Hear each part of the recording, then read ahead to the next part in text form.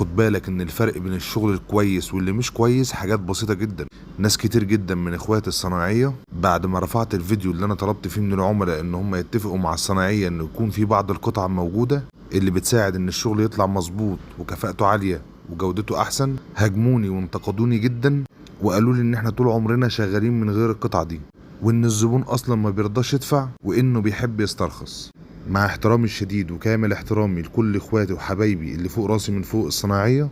حضرتك لو اتفقت مع الزبون ووريته فيديو مختصر للفينش اللي بيطلع بيه شغلك في الاخر، ولو زودت على سعر المتر 5 جنيه بس، وتقريبا اقل شقة حمامات بمطبخ بالغرف بالريسبشن بتعمل حوالي 200 متر، يعني حضرتك هتاخد في الشغلانة 1000 جنيه زيادة. وسعر اي قطعة من اللي انت شايفهم دول لا تتجاوز 250 ل 300 جنيه، وعمرك ما هتستهلكهم كلهم ويبوظوا منك في شغلانة واحدة. فحضرتك لما توري للزبون قد ايه الفينش هيطلع